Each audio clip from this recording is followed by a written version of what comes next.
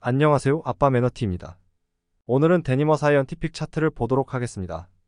데니머는 생분해되는 바이오 플라스틱 PLA를 생산하다가 점점 생분해성이 더 좋은 PHA로 비중을 높이고 있는데요. 최근 실적을 보면 매출과 수익성 모두 좋지 않습니다. 그나마 2021년 2분기까지 매출이익률이 흑자였으나 그 이후로 매출이익률과 에비타이익률이 점점 안 좋아집니다. 2023년은 매출이 역성장하고 있어요. 2021년에는 PLA 비중이 50%가 넘었는데 2023년은 PHA가 70에서 80%를 차지하고 있어요. PLA의 업그레이드 버전이 PHA에게 매출 원가가 높고요. 또 그만큼 가격이 높아 수요도 많지 않아서 어려움을 겪고 있는데요. 제가 정리했던 데니머 3분기 영상에 PLA 세계 2위 네덜란드 기업 코비언도 최근 PLA 실적이 좋지 않습니다. PLA도 어려우니 PHA는 더 어렵겠죠. 그나마 푸드레스토랑에 들어갈 PHA 식기류가 승인이 된 좋은 소식이 있는데 아직 기술적으로 대량 생산이 늦어지고 있나 봅니다. 3분기 실적 발표 이후에 새로운 소식을 찾아봤는데 데니머 사이언티픽의 내부자라고 볼 수 있는 리차드 핸드릭스라는 이사가 약 1.1억 원 정도의 주식을 매수했다는 내용 말고는 조용했습니다. 그나마 내부자가 주식을 매입한다고 하니 나쁜 소식은 아니어서 다행입니다. 딱히 호재라고 할 소식이 없는 데니머가 미 연방에서 금리 인하를 예고하면서 상승의 기미를 보이고 있는데요. 앞으로 어떻게 될지 차트를 보면서 정리해봤습니다. 먼저 장기적인 관점에서 월봉부터 보겠습니다. 2020년 말 상장하여 주가가 급상승하면서 20달러 되었던 주가가 60달러대까지 오르게 됩니다. 하지만 실적과는 상관없이 그 당시 스펙 상장 인기와 차세대 산업에 대한 기대감, 코로나로 인한 유동성이 확대되면서 오른 주가였죠. 그러다가 스펙 열풍이 식고 공매도가 늘면서 점점 주가가 내려가고 2022년은 고금리, 경제 침체로 거래량도 줄고 2023년 11월에 1달러대도 깨졌다가 12월 14일 새벽에 미국에서 금리 인하를 예고하면서 주가가 크게 올라 그나마 1달러대로 회복됩니다. 이동평균선을 봐도 5개월, 10개월, 20개월이 역배열로 되어 있는데요. 이것은 매도세가 더 크다는 의미입니다. 그리고 월봉으로는 지속적인 하락으로 지지선도 찾기가 힘든 상황이고요. 제일 많이 몰려있는 매물대는 1에서 5달러에 약 50%가 몰려있고 그 다음이 20에서 25달러에 집중되어 있는데 여기에 가기 전에 5에서 10달러도 뚫어야 되는 상황입니다. 1에서 5달러대 차트가 잘 안 보이니 주봉으로 넘어가겠습니다. 최근 1년 주봉입니다. 여기서 가장 눈에 띄는 곳이 2022년 말부터 2023년 4월까지의 주가 상승입니다.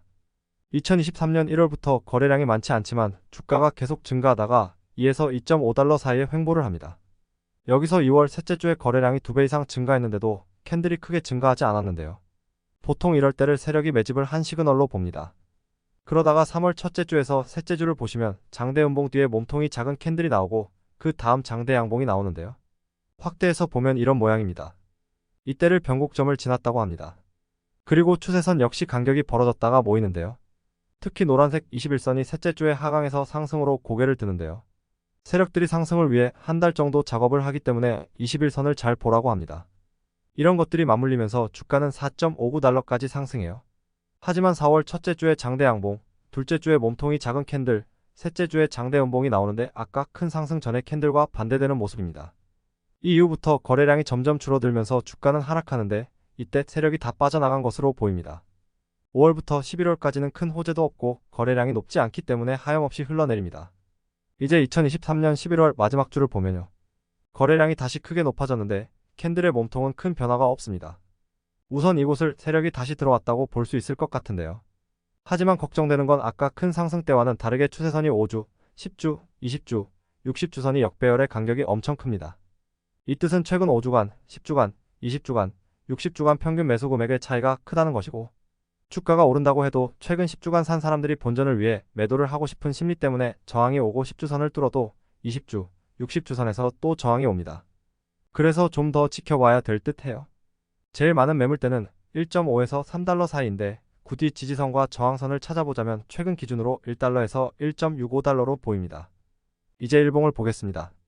아까 봤던 대상승 때 일봉 차트를 보면요. 솔직히 일봉 차트로는 변곡점을 찾기가 쉽지 않다고 합니다. 세력 역시 눈에 띄지 않게 매집하려고 하기 때문에 막 흔든다고 해요.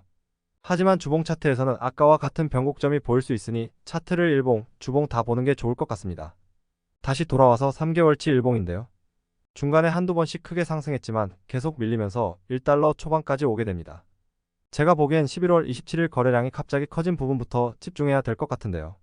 거래량이 엄청 많음에도 하락세가 크지 않습니다. 아까 주봉에서 제가 세력이 들어왔을 것 같다는 지점입니다.